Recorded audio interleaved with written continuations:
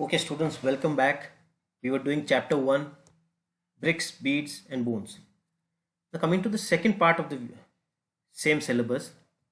In this chapter, now we will be talking all about matured Harappan culture.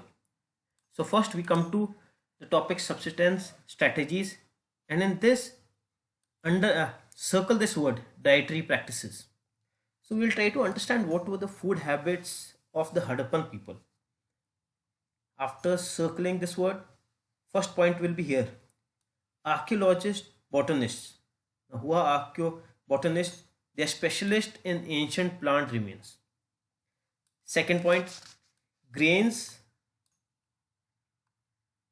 found at Harappan sites include wheat, barley, lentil, chikapa, and sesame.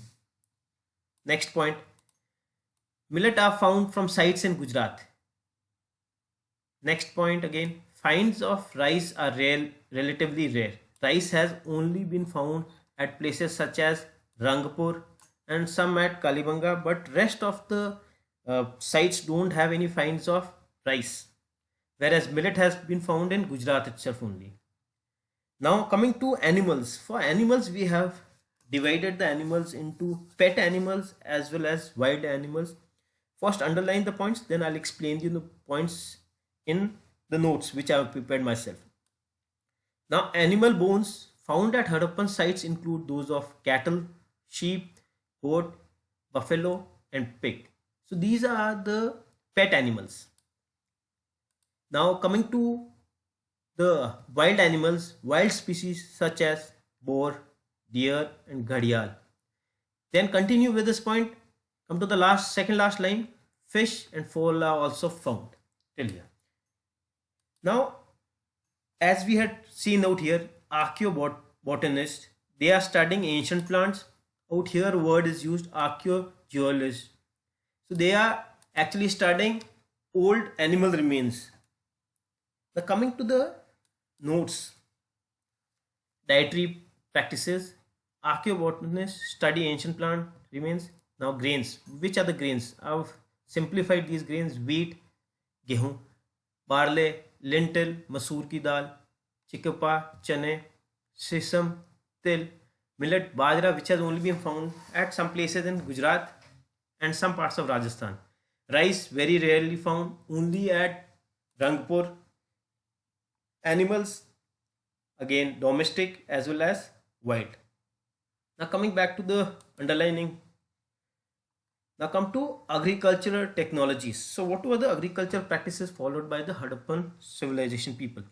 First point is indicated by finds of grains. So whatever grains are found. Now how are the grains found?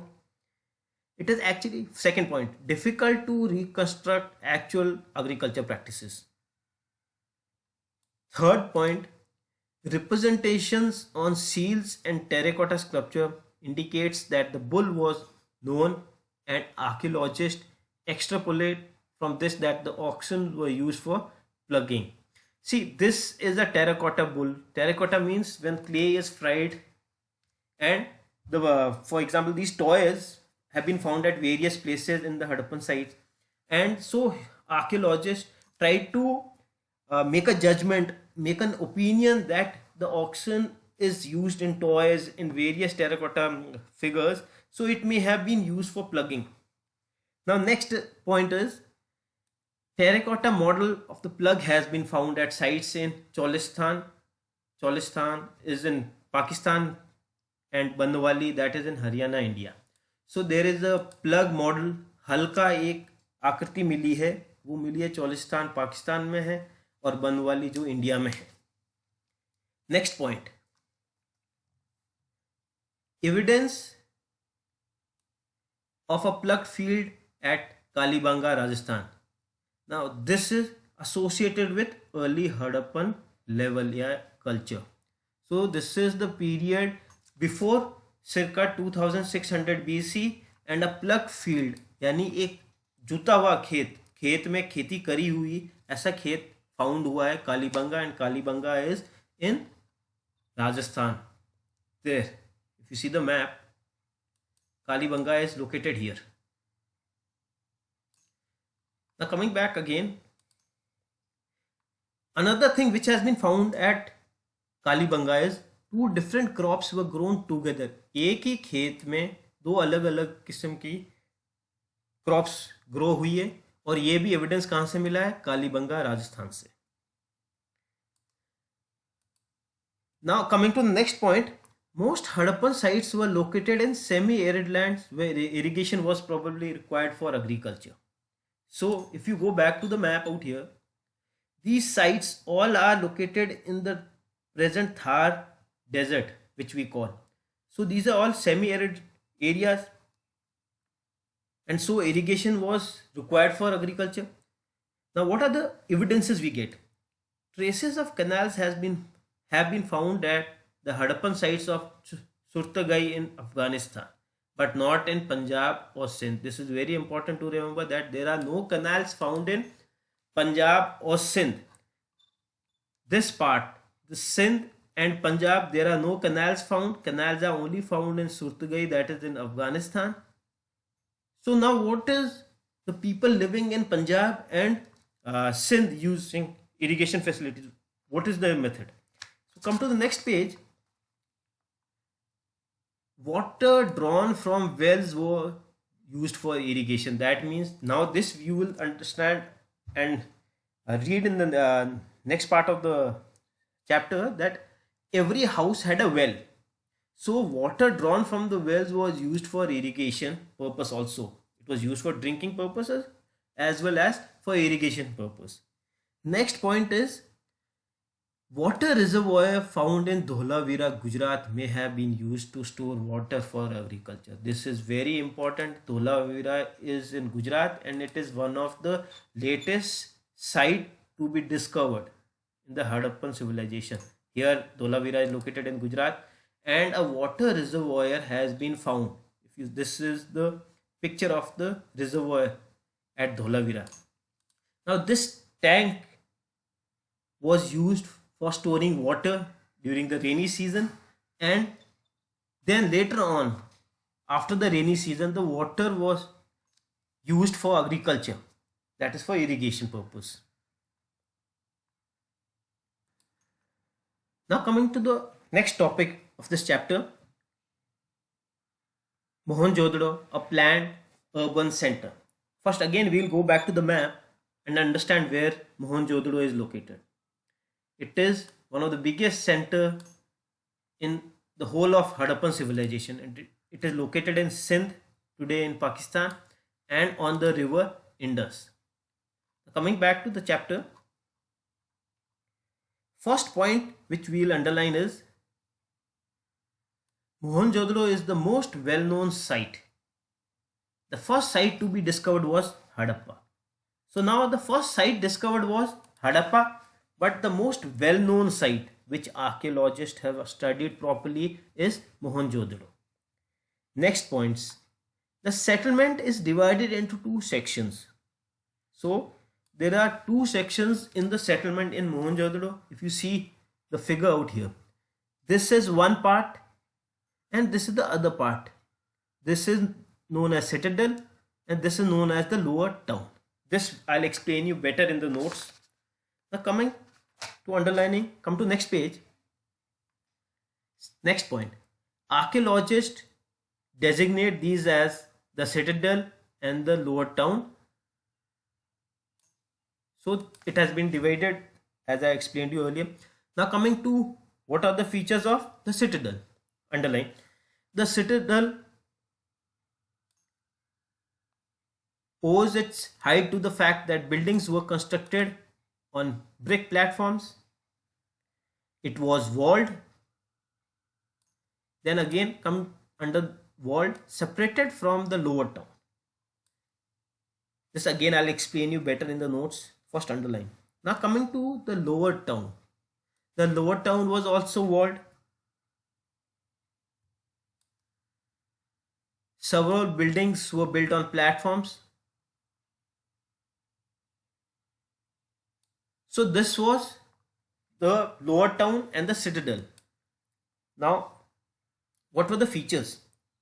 Settlement was, again, features of Mohenjo-daro. Settlements was first planned and then implemented accordingly. Everything was planned first, later on, buildings were constructed. Next point, bricks, sun-dried object were of standardized ratio. That means there was specific height, length, breadth, height of the brick. Now next point, such bricks were used at all Harappan settlements. So there was a uniformity in the use of bricks. Same size of bricks used all over the Harappan civilization in various Harappan civilization sites. Now coming to the notes. Just make it better. Mohenjo-daro, a planned urban center. Harappa is the first discovered site. Mohenjo-daro, most well-known site, divided into two parts, the citadel and the lower town. Citadel, smaller but higher, buildings on mud bricks platforms. It is walled, that is, there was a wall built around the citadel, separated from the lower town. So if it is walled, it is automatically separated from the lower town. Lower town, larger, this is larger, but it is lower than the citadel. Citadel is located on a higher place. Buildings on platforms. This was also walled. So both are separated from one another. This we have underlined. Now coming back to the chapter, laying out drains. Now drains was one of the main feature of the Harappan civilization. First point, carefully planned drainage system. Second point, roads and streets were laid out along an approximate grid pattern, intersecting at right angles. So that means roads and streets were in a straight line, and then if they are intersecting, they will be making a right angle. For example, I'll show you out here in this. As you can see, this road, this has been intersected at a right angle. So this is one of the features of the roads and the streets. Next point, drains were laid out first and then houses built along them. So first the drains were built and then the houses were made. Out here you can write one fourth point, drains were covered. Now as you can see, this is one of the drains found in Mohenjo-daro. So you can understand what was the quality of drains made during the Harappan civilization 5000 years earlier from today. Now coming to, almost all the settlements had a citadel and a lower town. So in this citadels, just underline a few points. Dholavira and Lothal, Gujarat, both are in Gujarat. The entire settlement was fortified and sections within the town were also separated by walls. The citadel, next point, the citadel within Lothal was not walled off but was built at a height. So that means the citadel at Lothal was not walled, but it was built on a very high portion. Now coming to the plight of Harappa. Harappa was badly destroyed by brick robbers.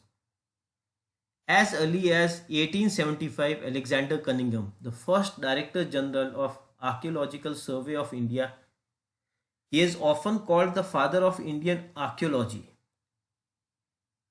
Okay. Noted that the amount of bricks taken from the ancient site was enough to lay bricks for about 100 miles of railway line between Lahore and Multan. So you can imagine, sir, how much of the value of these bricks, what we would have known about the Harappan civilization in a better way, was totally destroyed by the brick robbers